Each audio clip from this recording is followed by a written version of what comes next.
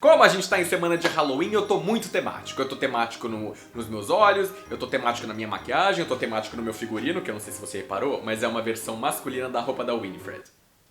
Porque eu tive um período na minha vida que eu não tinha muita coisa que fazer, então a gente produz, né? Então a gente vai falar sobre Abracadabra. Eu sou apaixonado por esse filme, vocês já sabem. Inclusive tem aqui no card o vídeo que eu fiz no Halloween passado sobre bruxaria. E esse ano eu resolvi fazer uma semana temática, então esse vídeo e o vídeo de quinta vão ser absolutamente sobre Halloween. Então pra você que gosta de Abracadabra, vem aqui comigo. Vocês viram que eu preparei um cenário? Tem até um gato aqui comigo, ó que bonitinho. Mentira, ele é computação gráfica.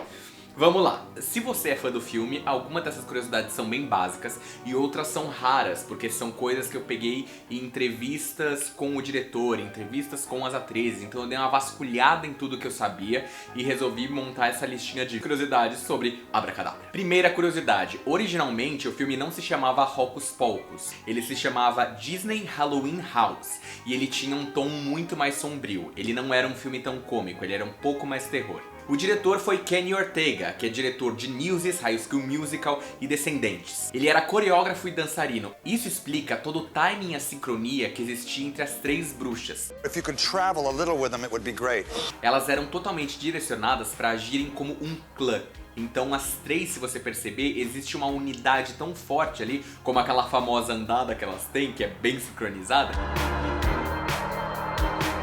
Isso basicamente explica o porquê que a gente é tão fascinado por essas três bruxas juntas. A Bette Midler aceitou fazer esse filme pela Disney porque os últimos filmes que ela fez eram adultos. E dessa vez, ela queria fazer um filme que a filha dela pudesse assistir. Leonardo DiCaprio foi cogitado para fazer Max, no lugar do Henry Katz. O Kenny Ortega até conta uma história que ele disse que o Leonardo DiCaprio foi fazer uma primeira leitura com ele. E o Leonardo DiCaprio tava cansado, tava irritado e ele tinha outros dois filmes muito grandes na época. A produtora de casting falou assim: eu trouxe o Leonardo DiCaprio, mas ele meio que não vai poder fazer. Ele acabou não fazendo a leitura, foi só um bate-papo. O Leonardo DiCaprio saiu pela porta. I walked out and I called the casting agents and I was like, why did you do that to me?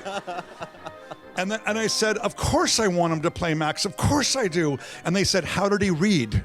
And I was like, oh, I forgot to read him. Mas depois ele acabou escolhendo pelo Henry Katz, que já tinha feito um teste pro filme e não tinha passado. Eles resolveram voltar atrás e chamar ele pra fazer o Max. Rose O'Donnell foi cogitada pra fazer a bruxa Mary, que é a bruxa gordinha. A Rose O'Donnell já fez cinema. Uma das coisas que eu tenho certeza que vocês vão lembrar que ela fez foi os Flintstones. Ela faz a Betty, a melhor amiga da Vilma. Só que ela acabou não fazendo o filme porque ela tinha medo de fazer uma coisa sobre bruxas e ter uma imagem negativa, principalmente sobre as próprias bruxas, as Wicca. Thora Birch, que não é ninguém mais, ninguém menos que a Dani, a criancinha do filme, sabia a fala de todo mundo. Todos eles falam que se alguém tivesse dúvida de fala, que ela saberia qual a fala que a pessoa não tá sabendo. Sarah Jessica Parker, Kat Najimy e Bette Midler tiveram uma parte integral na caracterização das suas personagens. As meninas, elas ajudaram a criar a caracterização de cada uma das bruxas. Ainda falando sobre construção de personagem, a Bette Midler disse que tinha uma visão muito única do que ela queria por Winifred. E é muito engraçado, porque se você vê alguns testes de maquiagem em figurino,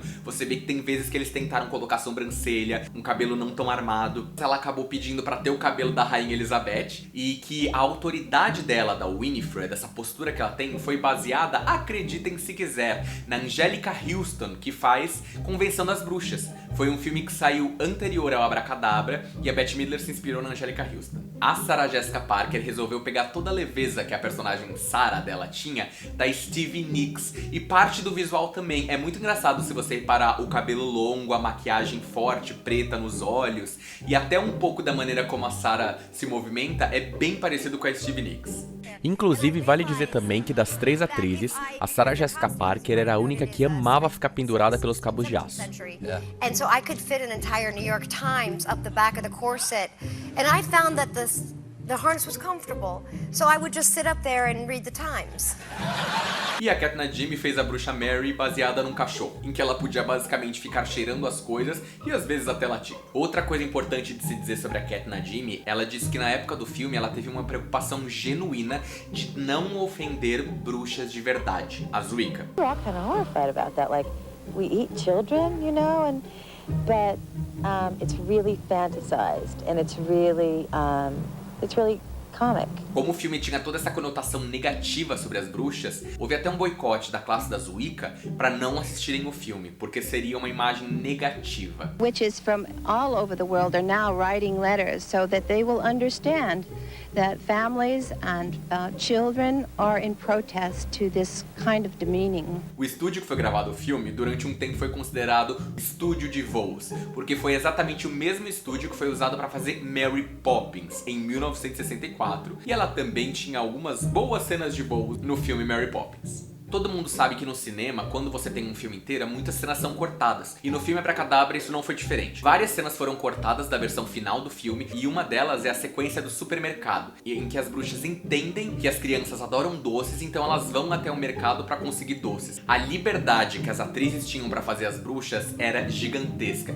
Como tinha muito improviso no filme, o Kenny Ortega deixou as atrizes absolutamente livres para criarem o que elas achassem que fazia sentido para cada uma das suas bruxas. And this is my stupid This is my stupid sister. A Bette Midler fala até hoje ela tem 73 anos de idade, que a personagem que ela mais se divertiu fazendo foi a Winifred. So I'm grateful for it. It was also the most fun I ever had on a screen. Ela simplesmente desaparecia atrás daquele personagem. Todo mundo fala isso. O Kenny Ortega também tem algumas entrevistas que ele fala que era impressionante. Existiam 3 tipos de voo no filme. Lembrando que a gente tá falando de um filme de 1993, então a computação gráfica ficou toda pra fazer o Thackeray Binks, que é o gato, falar. Então o primeiro sistema de voos que eles tinham era pendurar as atrizes realmente por cordas, por cabos de aço, nos quais elas poderiam aparecer, e eles usavam as árvores para que os cabos não aparecessem. Existia um segundo tipo de voo que é muito interessante, que nada mais era do que uma gangorra. Quando você vê as cenas de voos que são feitas em closes, geralmente diálogos das bruxas com as crianças, elas estão penduradas por uma grua que não levanta tanto, mas que deixa o voo muito mais confortável para elas, porque o cabo de aço não era confortável. Então elas conseguem dar uma performance muito mais interessante. E o terceiro tipo de voo, que é geralmente quando você vê as bruxas bem pequenininhas assim, eram bonecas. A Disney resolveu fazer bonecas das atrizes, e eles usavam na frente da tela azul, porque aí eles conseguiriam encaixar elas em voos que eles não teriam como fazer. O círculo de calma que a Mary resolve fazer com as irmãs, o Calm Circle, foi realmente uma ideia da Kat Najimy. Parece que em algum dia durante as gravações as coisas estavam muito estressantes, tava tudo dando errado. Ela viu que o Kenny Ortega começou a ficar nervoso e ela realmente juntou a equipe inteira e eles fizeram um círculo de calma. Sabe aquele diabão que aparece no filme que as bruxas acham que é o diabo de verdade? Ele não é ninguém mais, ninguém menos que o Gary Marshall, que é um grandíssimo diretor de Hollywood. Ele já trabalhou com a Bette Midler anteriormente no filme Amigas para Sempre. Ele já dirigiu O Diário da Princesa e também já dirigiu Uma Linda Mulher. E uma curiosidade um pouco estranha também é que no filme ele apresenta as bruxas pra esposa dele. E a esposa dele no filme é a irmã dele na vida real. O zumbi Billy Butcherson foi feito pelo ator Doug Jones. E esse ator é especializado em trabalhar em filmes de Hollywood como essas criaturas. Ele é muito magro, muito alto e tem uma expressão corporal maravilhosa. Então ele constantemente já fez vários personagens desses de criatura. Por exemplo, no Labirinto do Fauno, ele faz o personagem do Fauno e faz o personagem do Homem Pálido. Ele já fez o Saru do Star Trek. E um dos últimos filmes dele foi A Criatura no A Forma d'Água. Uma curiosidade sobre figurino. Você olhando o filme dá a impressão de que as bruxas usam um figurino só. Mas cada uma delas tinha pelo menos 7 réplicas desses figurinos. E uma dessas réplicas do figurino era especial pro I Put a Spell on You, que é a música que elas cantam no baile, aonde o figurino tinha que brilhar mais. Então é uma roupa feita só pra aquela cena em que a luz bate e o figurino brilha mais do que normal. As capas de voo também tinham mais que uma réplica. Basicamente, elas tinham uma capa que você vê quando elas pousam em alguma cena, você percebe que é uma capa de tamanho normal. E uma capa bem maior e muito mais volumosa quando elas estão nessas gruas ou quando elas estão voando nos cabos. E aí, com os ventiladores, eles davam um efeito muito maior. Inclusive, em algumas cenas, se você perceber, você percebe que as capas eram usadas até pra esconder a grua. Outra curiosidade de fã fanático. Na versão do VHS, você consegue ver um cara operando o ventilador pra fazer vento na capa da Winnie.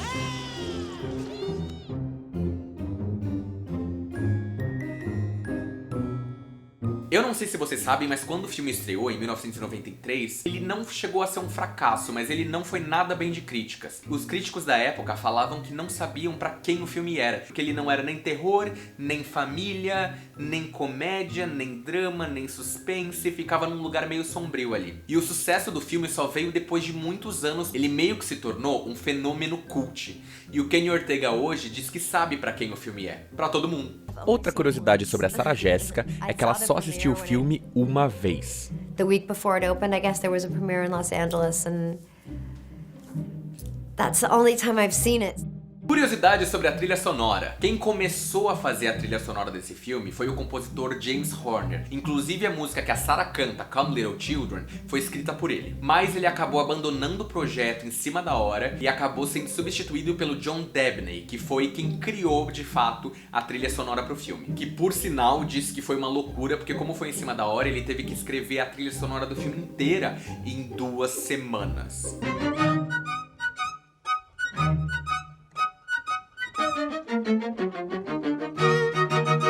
Agora vamos entrar num assunto que eu acho tão triste. Todos os atores demonstraram interesse em fazer Abracadabra 2. A Bette Midler, a Sarah Jessica Parker, a Kat Najimy, o Kenny Ortega. Mas a Disney meio que nunca falou sobre isso. E aí, há pouco tempo atrás, a Disney confirmou que vai ser feito Abracadabra 2, a sequência, só que não vai ter ninguém do elenco original, então nenhuma das bruxas vai voltar. A Bette Midler ficou extremamente chateada com esse pronunciamento, porque como eu disse, ela gostou muito de fazer a Winifred, e é um personagem que ela guarda com muito carinho. Perguntaram se ela teria interesse em fazer, tipo, uma aparição ou alguma participação especial no filme na sequência, e ela falou que não. Falando sobre a versão brasileira do filme. O filme tem 2 dublagens no Brasil. A versão original do VHS foi feito pela Mega Som.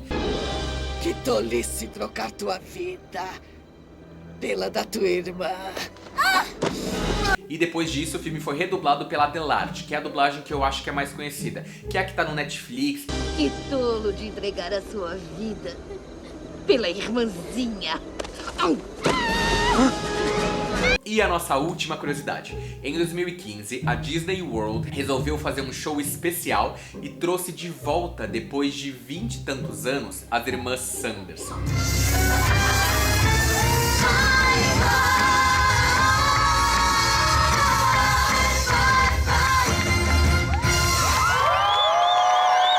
São as irmãs Sanderson invocando vários vilões da Disney. É muito maravilhoso esse show. Bom, gente, essas foram as minhas curiosidades sobre Abracadabra. E olha, eu amei fazer o vídeo que vai sair nessa quinta. É uma ficção. É a única coisa que eu vou dizer. Beijo enorme pra vocês. Tchau. I put a spell on you and now you're mine.